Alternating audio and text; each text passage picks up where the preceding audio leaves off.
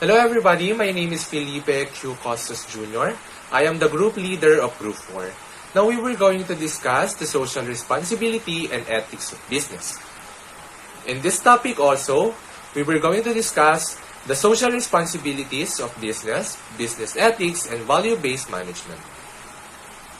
But before we proceed to other topic, let me discuss this first, which is the social responsibilities and ethics of business. So, what is ethics? Ethics, ito yung values tsaka morality na nagdedetermine sa atin kung ano yung tama or mali.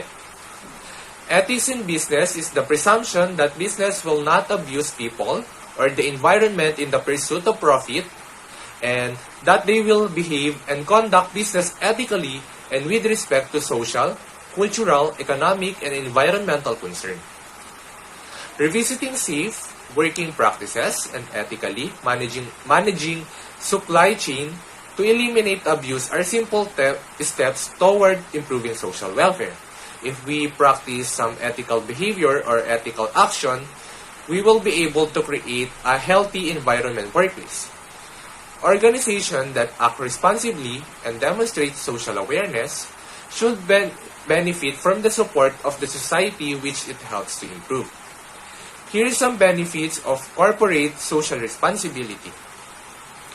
First, positive brand awareness and public image. Pag maganda yung pinapakita nating attitude, maganda rin yung feedback sa atin. Pangalawa is greater employees engagement. Again, if we practice some ethical behavior or ethical action, we will be able to create a healthy environment workplace. 3, cost saving. 4, standing out against the competition. There's no competition, ang focus lang natin is yung objective or yung goal ng company. The social responsibility is the strategy of the organization to conduct its business in the way that the ethical and society-friendly. Social responsibility is the obligation of the organization management to make decisions and take action that will enhance the welfare and interests of society as well as the organization. For example, if a company or a person is considered taking action that could harm the environment or society, then those actions are considered social irresponsible. But according to this concept, manager must make decisions that not only maximize profit but also protect the interests of the community and society as a whole. Business ethics. When we say business ethics, it is the study of appropriate business policies and practices regarding potentially controversial subjects including corporate governance, insider trading, bribery, discrimination, corporate social responsibility, and fiduciary responsibilities. And the definition of business ethics, it is the set of moral rules that govern how businesses operate, how business decisions are made, and how people are be treated. Sa business kasi, there are many different people you have to communicate to or answer to: customers, the shareholders, and clients. Determining what to do when an ethical dilemma arises among these different interests can be extremely tricky, and as such, business ethics are complex and multifaceted. Some business ethics are imposed by law. So there are also branches of ethics that will examine questions or moral right and wrong arising in the context of business practice or theory.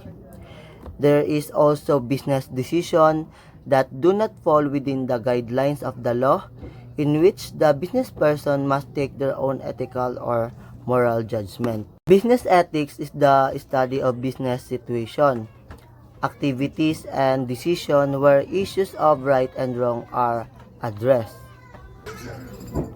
So the purpose of business ethics is to ensure a consistent moral attitude within the company, from executive level management to new hires.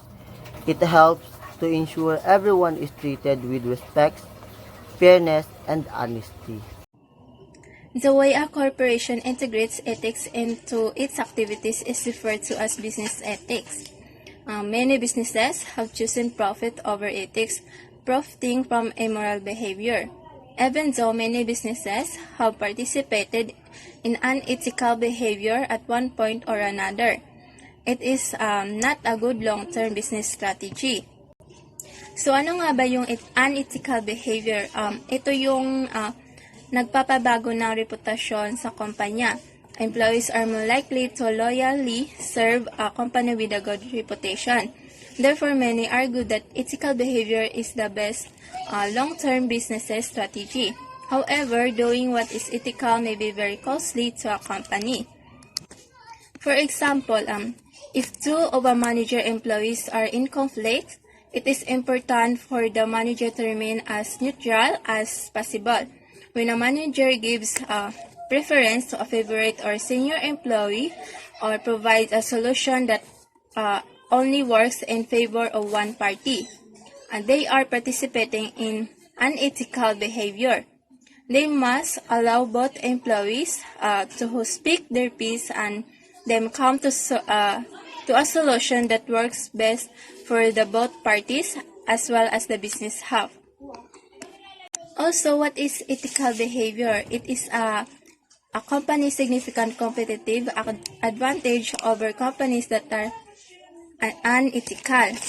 For example, for this is, if someone notices that management tends to hire the same type of person, they may suggest getting more employees or more involved in the hiring process. This will introduce different perspective to the hiring process and increase the possibility that different kinds of applicants will be selected for a position. Ethics may be best policy in the long run. But ethical course of actions ay hindi palaging malinaw sa mga tagapagmahala ng isang kumpanya. Bawat isa sa isang negosyo ay kailangan harapin ang mga pagpilian pagdating sa ethics. Value-based management is a management philosophy that states management should foremost consider the interests of shareholders in its business action. This framework encompasses the processes of creating, managing, and measuring value. Value-based management is a management approach ensures corporation to run consistently on value, normally maximizing the shareholder value. It is an approach to organizational leader in work. VVM is a managerial process which effectively link in strategy, measurement, and operational processes. It's important to note VBM differs from profit-focused way of managing business. Specifically, VBM means that the decision that you make today is not simply driven by short-term profit. Instead, we consider a long-term effect that the decision will have on organizational sustainability and profitability reflected on our future cash flows. VBM focuses on management of the organization, deployment strategy, and value creation by managing processes, activities, jobs, compensation, and organization structure. It uses analytical methods, facts, computing, and communication technology in integrated framework. VBM is not staff-driven. It focuses more on decision-making at all levels in organization. BVM extended the concept on focusing how companies use major strategic and operation decision in our everyday life. In value-based management, base management aligns a company overall aspiration, analytical techniques, and management process with the key drivers of. Here's the management process or the organization process activities.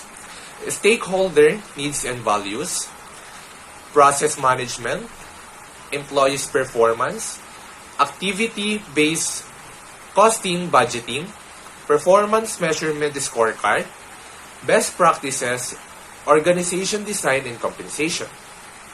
And here's some process also for creating a strategy. Identify organization object, develop strategy and develop organization design, identify value drivers, develop action plans, select, measure, and set the targets, evaluate performance, increase shareholder values. And that will be our report for social responsibilities and ethics of business, prepared by Group 1. That will be all. Thank you.